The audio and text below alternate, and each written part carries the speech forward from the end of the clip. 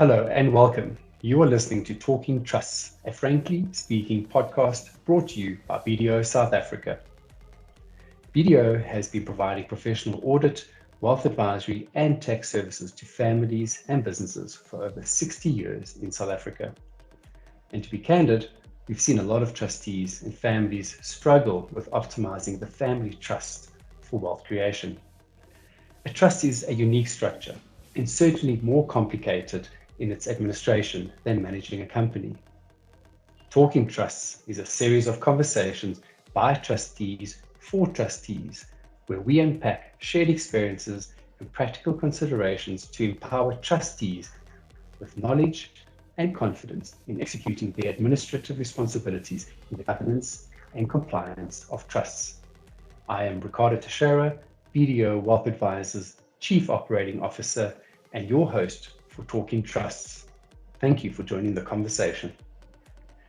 One of the essential elements for a trust to exist is for it to have a clear and unambiguous purpose and objective. This needs to be defined by the founder of the trust and captured in the trust deed. It is the trust objective that is at the heart of trust administration. The trust objective creates the legal obligation on trustees to deal with trust assets for the benefit of beneficiaries. So having a true appreciation for the founder's intention and wishes is critical in administering trust assets for their real purpose. But how do you, as a trustee, get to understand the real purpose of the trust? What the founder really intended, which may not be captured in the trust deed? What happens when the founder has passed? How do you ensure that you as trustee are able to deliver on the real purpose of the trust? Today, we are joined by three experienced trustees where we talk about understanding the real purpose of the trust. Thea van der Spey is a chartered accountant, a registered fiduciary practitioner of South Africa, and a master tax practitioner. Through her company Trust Protect, she accepts appointments as an independent trustee to a number of trusts in South Africa. Thea is also the author of Demystifying Trusts in South Africa, the definitive reference handbook for trusts, which is now in its second edition. Alan Heynen is Managing Director of BDO Wealth Advisors, a chartered accountant and certified financial planning professional. In his 30 years in an advisory capacity as financial planner, he has vast experience of dealing with clients and their trusts. And he has a depth of practical experience in serving as an independent trustee to both inter vivos and testamentary trusts. And lastly, Richard King is a chartered accountant who has more than 50 years professional auditing and accounting experience. He's an independent consultant offering advisory services in trust and estate, tax planning and administration. He consults widely on trust formation and its administration. He is currently independent trustee of several trusts, including family trusts, business trusts, non-profit trusts, as well as trading trusts. Hello, Thea, Richard, and Alan. Thank you for joining the conversation. Let's talk trusts. Thea, the trust objective and purpose I find are often used interchangeably. Is this correct, or does one need to distinguish between the two? Ricardo, I think in practice, a lot of people think it's the same thing. However, it is two very separate concepts, especially when we talk about trusts. So the objective of a trust, normally the courts refer to an objective of trust as, for the benefit of the beneficiaries, typically with our family trusts. Okay. And that would be something that you stipulate in your trust deed. So you would typically list a list of beneficiaries to benefit from that. That is referred to loosely as the object or objective of a trust. Then the purpose of a trust is something different. That is why I set up this trust. mostly you won't find, Right. especially people do it for the wrong reasons, you would not have a description of, the purpose of the trust. That would typically only be the founder would know, what the purpose of, that trust is that he or she set up. So there was a court case in 2006 where Okay. a clear distinction was drawn between what is the purpose and what is the objective. And it said that a trust does not exist, if its objective is not clearly stated. However, if its Okay. purpose is fraudulent, illegal, or for immoral purposes, that does not in itself render a trust invalid. So you can Interesting. see in the one instance, if there's no clear objective, the trust does not exist. If it's done for the wrong, let's say, reason, in brackets purpose, then by design, it is not an invalid trust. I think that's a lovely distinction that you've given. And if I draw on it, though, Fia, I think it's I suppose relevant to say that the objective is documented in deed, but you've got to consider both in being effective in administering a trust. Absolutely. And I think it's like I said, it's evident that it's going to be clear that the objective, and it definitely is not a situation where it's a copy and paste either in drafting a trust deed. Alan and Richard, I'd love to hear from your experience and perspective, what you've seen being applied in practice with the different types of trusts that you are trustee to, how that plays out with the objectives and again the purpose. Alan, would you like to start? Thanks, Ricardo. Yeah, I think that I'd like to make a distinction, first of all, between testamentary trusts and inter vivos trusts, because I think often there is where there's a big difference that I've seen with clients in the past. A testamentary trust is a lot clearer because it normally has a large amount of assets that are settled, and the testator is quite clear in what the wishes are, to say, well, here's the money that's left in my estate, and these are the people that should benefit, and these are my wishes, to look after them for maintenance or education or what the case may be. Whereas in an inter vivos trust, which is formed in someone's lifetime, in my experience, it's often not that clear, because the founder starts with a trust and it doesn't have a lot of assets initially. And those assets build up over a period of time and will often have significant assets after time. And the objective of those assets is not always maintained in terms of what should the trustees be doing, what are the priorities of the various beneficiaries. So that for me is a clear difference as a start. I think that's a lovely distinction. Yes, Fia, jump in. Alan, while we're talking about, the difference between testamentary trust and inter vivos trust, I think it's also important for people to remember, we refer to the master's office as kind of a post box. So you can't assume that once a trust is registered there, for example, an inter vivos trust, that is a valid trust. In other words, it's a valid objective. So we may find that the trust gets registered with its IT number, and then it may not be a valid trust because the objective wasn't defined properly. However, the master has got the power when we submit a will to them, and they have to create a testamentary trust in terms of the will. They have the power to actually declare a will invalid, and if the will is invalid, then obviously the trust will also be invalid. So again, a clear distinction there between the different two types of trust, and what the master's role is in terms of, is this a valid objective or and therefore a valid trust, or is the objective not a clearly defined objective and therefore an invalid trust. And I do think Alan makes a valid point, and Richard, I'd love to hear your comments from your experience, because there is that difference between sort of the understanding of that objective and or more the purpose when you're looking at being a trustee to inter vivos or testamentary trust. Richard, what's been your experience? Ricardo, I concur with Alan's comment about the testamentary trust. And just to add one aspect there, he did say, of course, in the testamentary trust, the assets are stated immediately. It's from the testament of what's been awarded to this testamentary trust. And what is very clear in those testamentary trusts, from my experience, are the people who are to benefit. And they're very precise very often, and they're named and very often linked to ages and terms of the life of that testamentary trust. It's quite clear what has to take place in that testament trust. Whereas in an inter vivos trust, it's not so at all. It's a little bit more of a copy and paste, quite frankly. And it's not at all clear sometimes what the purpose is. Yes, Richard.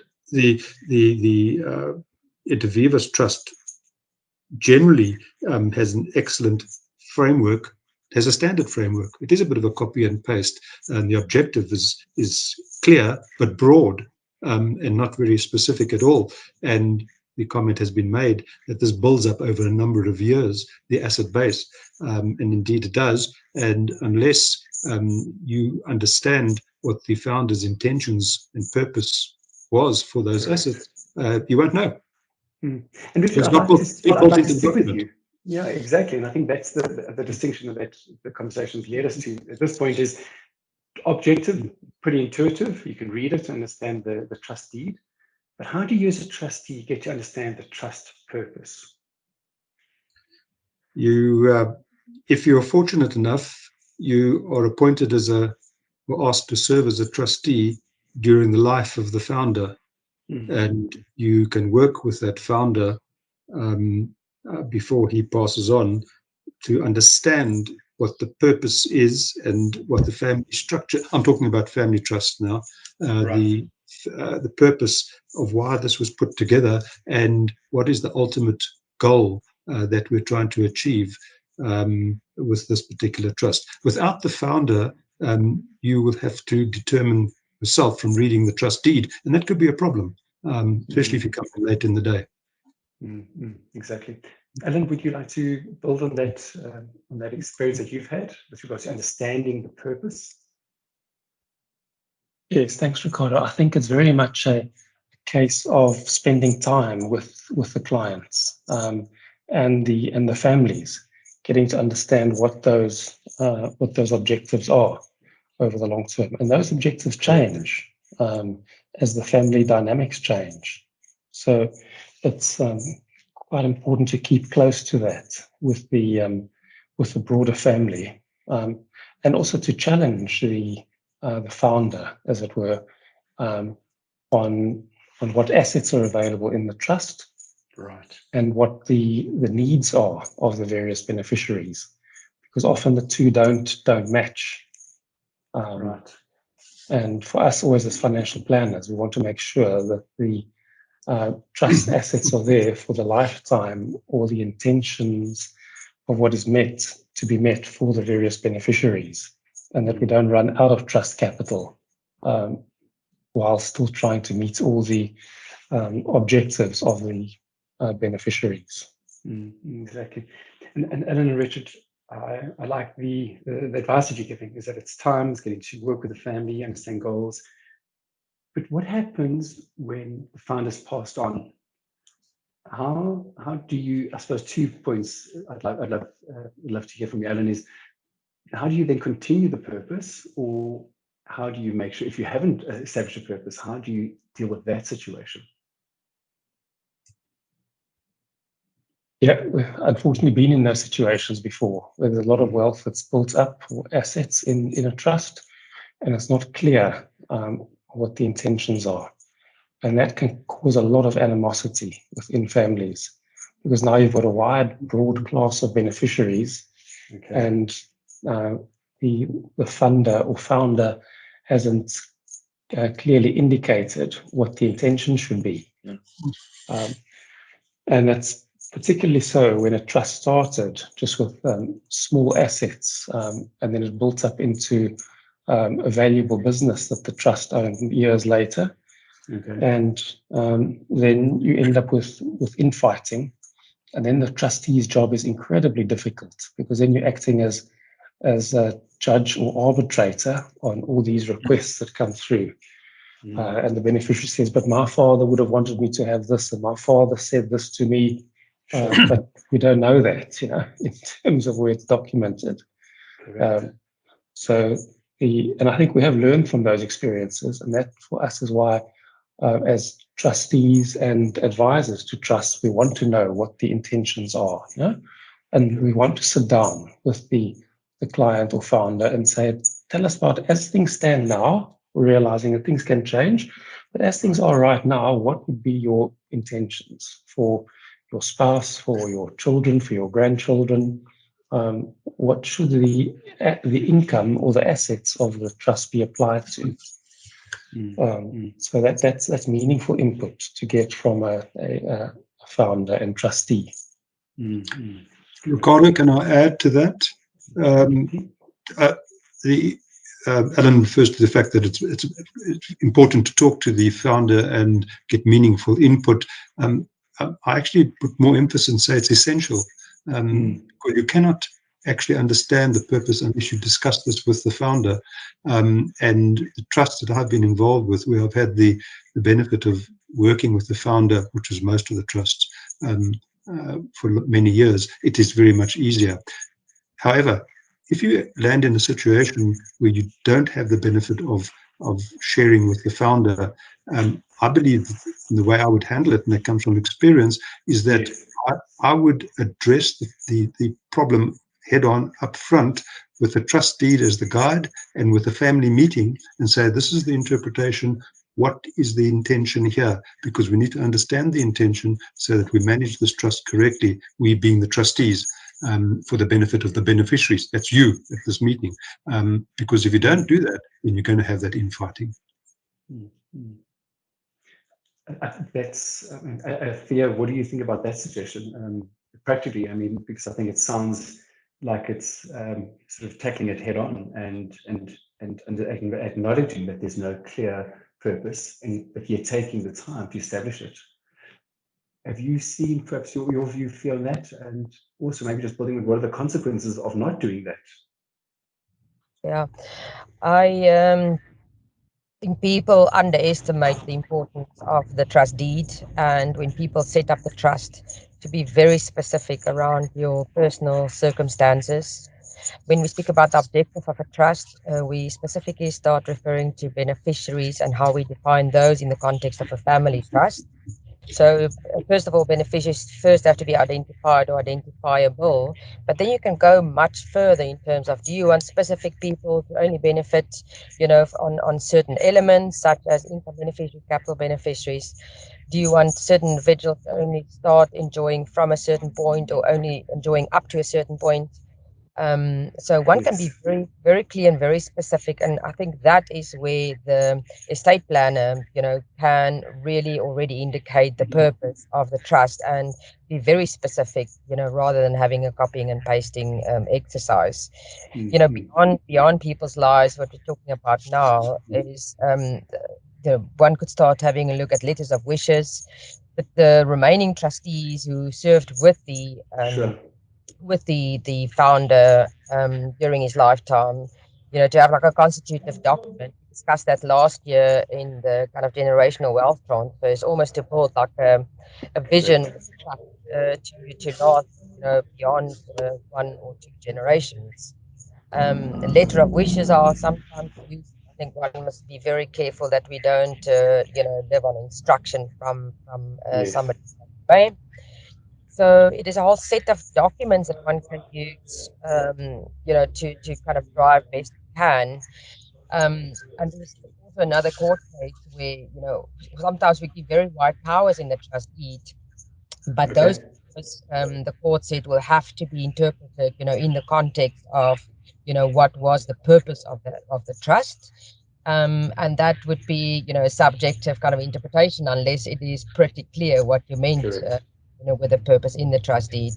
And obviously the court also said, always subject to terms of the trust deed. So it's not just how we define beneficiaries, it's what can the trustees do with the assets, in terms of the powers afforded to them.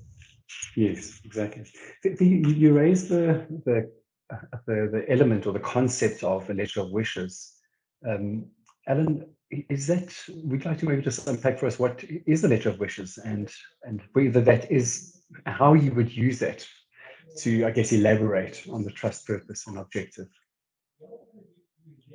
Yes, I think most of us know about a letter of wishes in offshore trusts, and we've seen that applied over many years in offshore trusts, because it's specifically required there, because they're the client, if I call it that, is not a trustee. So they are generally corporate trustees, and they need to be guided. So, and the letter of wishes says that without featuring your discretionary powers as trustees, please take account of my wishes with regard to the trust assets. And that's, of course, very useful for what we've been talking about, that the trustees get a clear sort of direction on what the founder wants. Right. And I tell you, it's just a guidance, because often that is not given effect to, especially after the death of the settlor, and when circumstances have changed. But what we found is that the letter of wishes is now increasingly being used in South Africa on inter vivos trusts.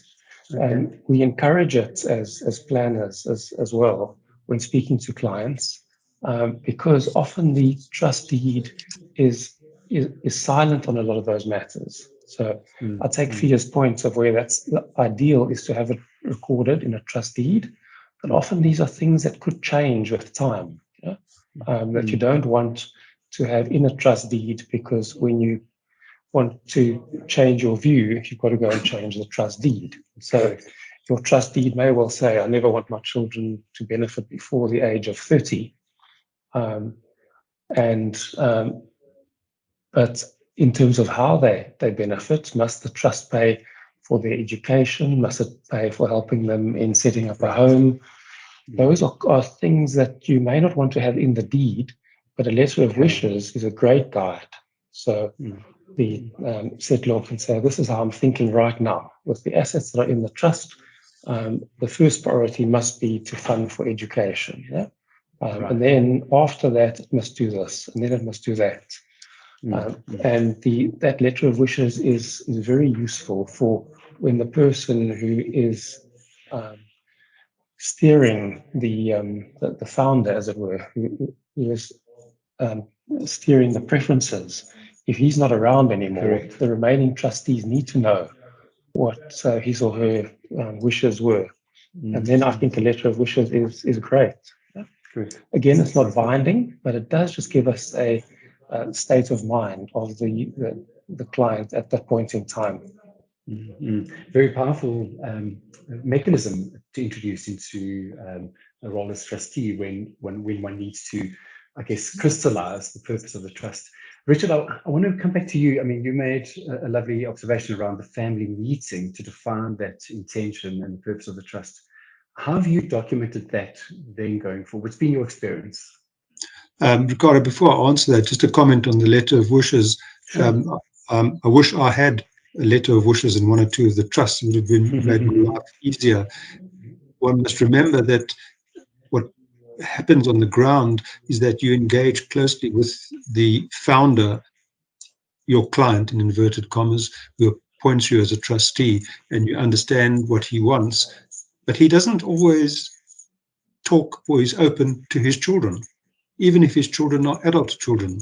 He very often keeps those aspects close to his chest, and only after he passes on and the children want to know why certain things aren't happening, you say, well, that's not what the founder wanted, that's why the trustee is there. And then you have to explain that. It would be so much easier with a letter of wishes signed by the founder to say, dear family, this is really why I've set up the trust and what I'd like to achieve. Make life much easier for everybody. So that family meeting, it is managed as a meeting of trustees with beneficiaries invited. And there's an agenda to set out and educate the family on the structure of the trust, the intention of the founder, and exactly what the responsibilities are, and what we're trying to achieve with the assets. What did the founder want with the assets? One of my trustees had a very nice paragraph, built-in purpose of the trust, and he was very clear. He wanted his assets invested long-term, was long-term investments to generate income for the benefit in terms of the trust deed, and to ensure that the assets continued and grew over the years, notwithstanding the drawdown for beneficiary purposes. So it was quite clear. Right. People don't understand this, and the only way they're going to know about it is if you show them, understand the trust deed, read through the trust deed with them, and the intentions of the founder. Bring them on board. Let's understand what we're trying to achieve, which is always for the benefit of the beneficiaries, but there could be very specific inclusions or exclusions and timeframes, as Alan has said. Quite right. Thank you. If I take reflection here, is that it's very clear that a trusteeship is an owner's appointment. And I guess ultimately you're accountable to the master of the High Court, the beneficiaries, creditors, alike. And so understanding that purpose of the trust is critical from what we've heard this morning. And I think without understanding it, you definitely run the risk of not administering the trust's assets as they were intended, and I guess bringing your own objectives and purpose into the equation. So I think just to close on the conversation, let's go around the table and let's gather some of your experience when, and I guess some of the advice you would have possibly given yourself as a younger trustee around sort of the administrative responsibility that comes with understanding the real purpose of the trust. Fia, I'd love you to have the first word. I believe the lack of often a written purpose in the trust deed causes all the havoc that we see in practice today. So one, as a trustee, must really understand, especially if the founder is still alive, and to make sure the board of trustees are on the same page in terms of what the purpose is. Have that documented, as it mentioned, whether that is in a will or in a charter for the trust, so everybody understands exactly, what direction the trust should go in, especially when the founder is no longer around. And best work, with what's written black and white, because we often see, the moment the founder is no longer alive, the siblings start fighting, and they have the views of, what should happen with the assets in the trust. And together with that, when we start looking at generational transfer, of trusteeship, very important for the founder to kind of coach, who they earmark to be their follow-up trustees, because trustees are ultimately the decision makers, and they must live out the purpose of the trust. Lovely. Thank you, Fia. Richard, your piece of advice for trustees listening. It's a good idea to read the trust deed. I'll say that with tongue in cheek, but indeed, read the trust deed and ensure you understand it. And while the founder is alive, address any shortcomings so that you can rectify that and cover it with letters of wishes or whatever the case might be. But besides reading the trust deed, if you're able to engage with the family, especially adult family, during the founder's life with the founder, there are two types of trust founder points of view. The one is where he excludes his family entirely from trustee decisions. And so when he passes on, you're left standing alone with the spouse, because there were three trustees, husband, wife, and me.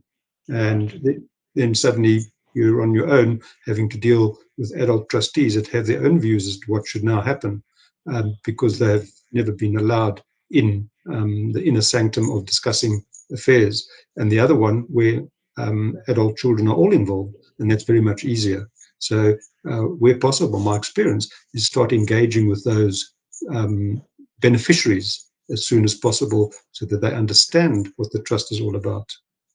That's lovely. So we've got put it in writing and have lots of conversations. Yes. Thank you.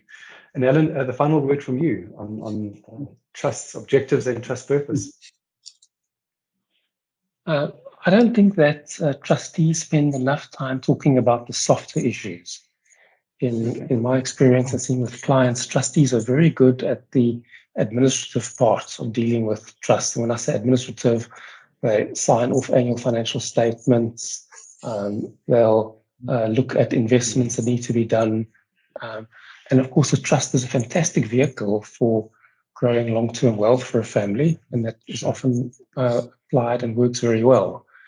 So all the focus is on that, and growing that trust, maintaining the assets, but not enough talk about what must happen to all of these assets or the income. Because while the trust is building over all the years, there's very little drawdown. That all changes when the founder dies or the founder retires, and the assets in the trust becomes a source of income. And what then? And I don't think that there's much discussion that happens amongst trustees about that. Is the intention to look after all the children? The founder may say, no, the children must look after themselves.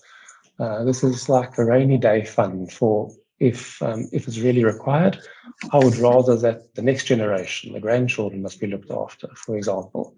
But those discussions I find are not had enough. Ricardo, the other observation I have is that the one thing I've noticed that people don't do enough of is to document any decisions by trustees or trusts have been going for many years, where we have to get involved. We don't find enough evidence of what was the intention of the founder, or why did the trustees make this decision? Why did they make that payment to that trust beneficiary and not the other trust beneficiary? There would have been reasons for it at the time, but it's not well documented. And I think that's a key takeaway for me that I've learned in dealing with clients and trusts, is that there needs to be a lot more focus on documentation of decisions. Thank you. And I think that really crystallizes the role and responsibility as a trustee, is to spend time on the matters that actually do matter, or those things that do matter, like understanding the soft issues in the family and the dynamics. Thank you. Thank you, Thea, Richard, and Alan, for making time to have this conversation. It has been truly enlightening, and I do take away that it's not as simple as what it may sound. I think knowing what the founder's true intentions and wishes for the trusts were can be a lot more complicated than what meets the eye and what's documented in the trust deed. So thank you for your participation, and thank you for sharing your insights and talking trusts with BDO. In the final episode of Talking Trusts 2022, we will discuss the practical challenges for trustees on the taxation of trusts. In this episode, we will unpack the tax reporting obligations on trustees. We'll discuss some of the common pitfalls that can trip you up when submitting tax returns, and we'll have a look at what's coming down the line from SARS to close the tax gaps in trust taxation. Until then, stay well, and thank you for listening to Talking Trusts. This is a Frankly Speaking podcast series brought to you by BDO South Africa. If you need help in simplifying the burden of trust administration, or if you have any questions relating to trusts and wealth management, reach out to BDO Wealth Advisors. Email trusts@bdo.co.za.